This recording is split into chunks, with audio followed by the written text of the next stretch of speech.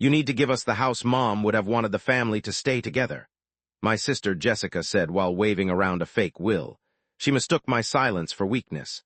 But I'd been recording every conversation since the funeral. The lawyer's office felt like a courtroom as Jessica sat across from me, her perfectly manicured nails tapping against the mahogany table. She'd brought her husband Derek and our younger brother Austin for backup, all three of them wearing their best, concerned family expressions. What they didn't know was that I had a digital recorder running in my jacket pocket, just like I had during every family interaction for the past month. Tyler, you have to understand, Jessica continued, her voice taking on that patronizing tone she'd perfected over the years. Mom always said family comes first. She wouldn't want you hoarding that big house while the rest of us struggle. I looked at my sister, really looked at her. Designer handbag, fresh highlights, diamond earrings that cost more than most people's monthly rent. This was her version of struggling. Austin nodded along like a bobblehead, probably promised some cut of whatever they managed to squeeze out of me. Derek just sat there with his arms crossed, trying to look intimidating in his cheap suit.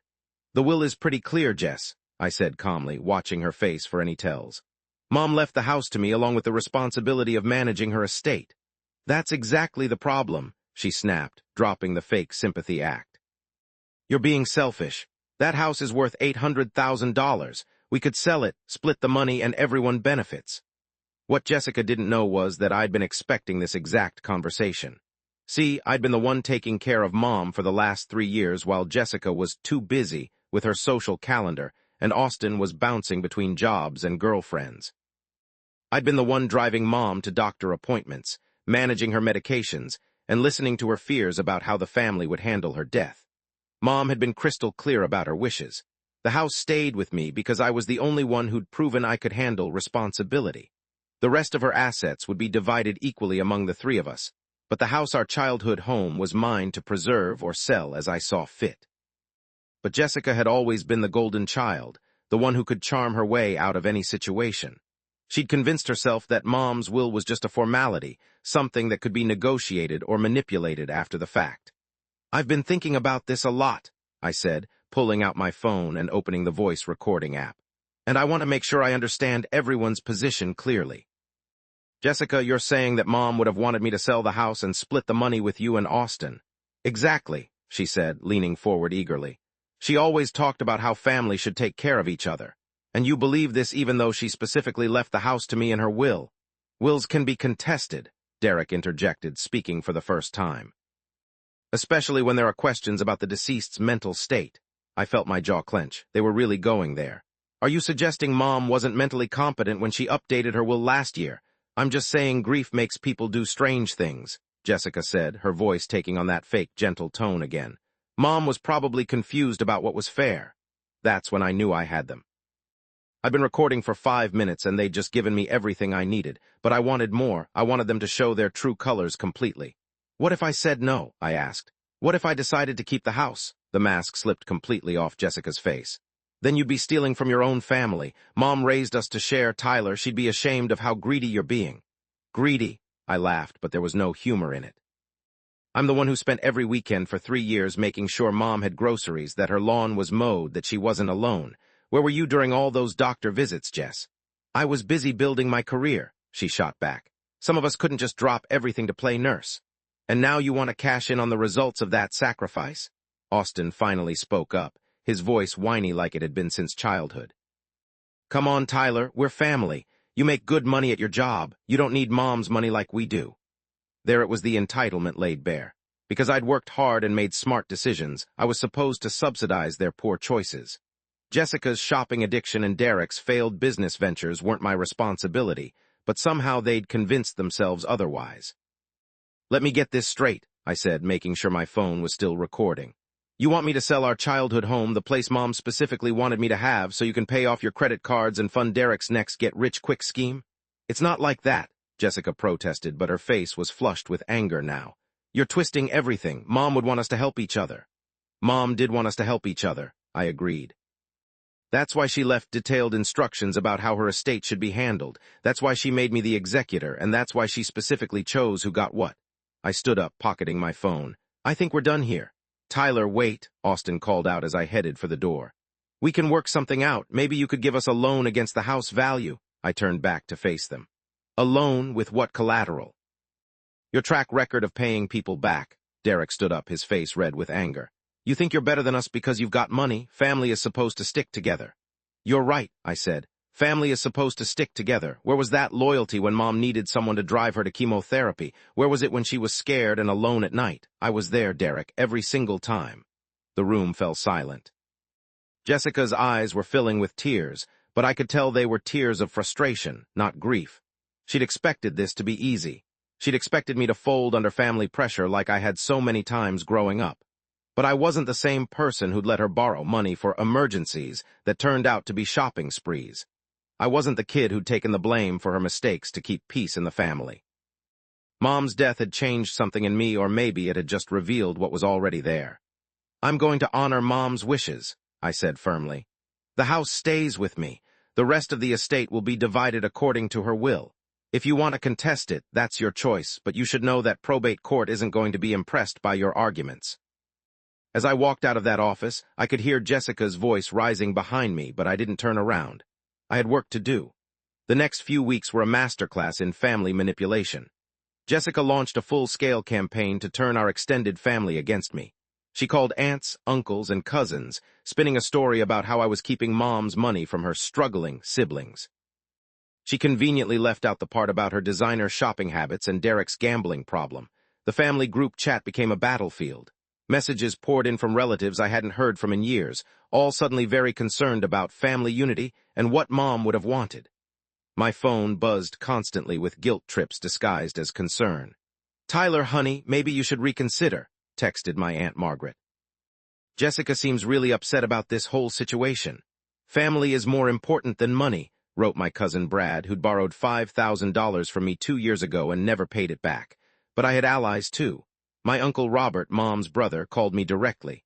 Your mother talked to me about this, he said without preamble. She was worried about Jessica's spending and Austin's lack of direction. She wanted to make sure you had something solid to build on. I appreciate you telling me that, Uncle Rob. She also told me about all the care you provided. Don't let them guilt you into thinking you don't deserve what she left you. The pressure campaign intensified when Jessica started spreading rumors about my mental state. Suddenly, family members were concerned about my grief affecting my judgment. The same people who'd praised my responsibility when I was caring for Mom were now questioning my competence to handle her estate. That's when I decided to take action. I scheduled a family meeting at Mom's house, my house now. I invited everyone who'd been part of Jessica's Whisper campaign, aunts, uncles, cousins, and a few family friends who'd known Mom for decades. I told them I wanted to clear the air and make sure everyone understood the situation. What they didn't know was that I'd spent the previous week preparing. I'd gathered every piece of documentation related to Mom's care, her financial situation, and her final wishes. I'd also transcribed the recordings I'd made of Jessica's demands and threats. The living room was packed when I stood up to address the group. Jessica sat in the front row with Derek and Austin, looking confident. She probably thought this was her chance to publicly pressure me into changing my mind. I want to thank everyone for coming, I began. I know there's been some confusion about Mom's final wishes, and I thought it would be good to set the record straight. I started with the basics, reading Mom's will aloud, explaining how she divided her assets and why. Then I moved on to the context. For the past 3 years, I've been Mom's primary caregiver. I drove her to every doctor appointment, managed her medications, and made sure she had everything she needed. During that time, I kept detailed records of her medical condition and mental state. I pulled out a thick folder.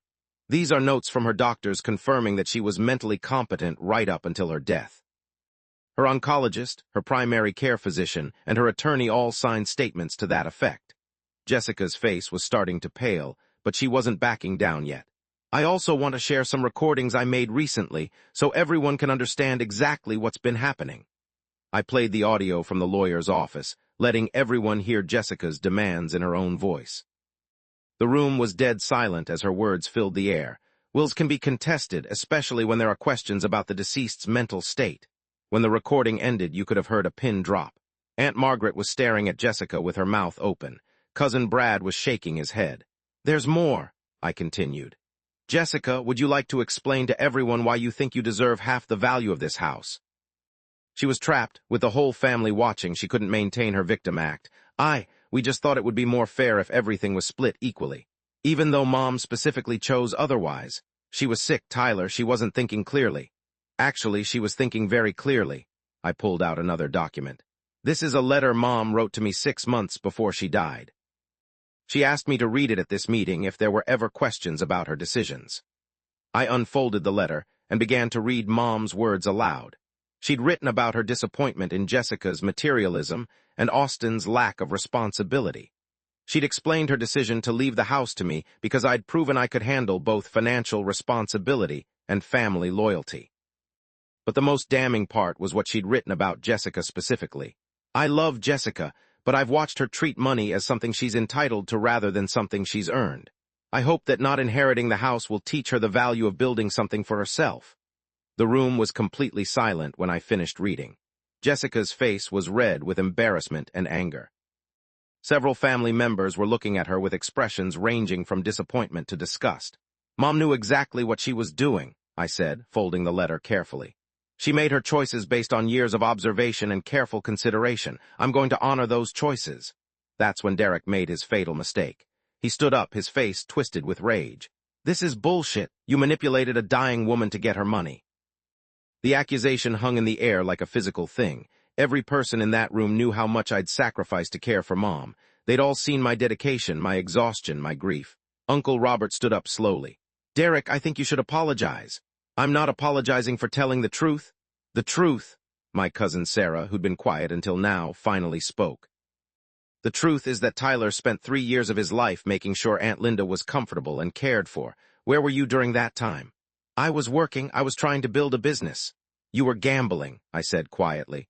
Mom knew about the poker games, Derek. She knew about the money you lost and the debts you racked up. She knew Jessica was bailing you out with money she didn't have. The room erupted.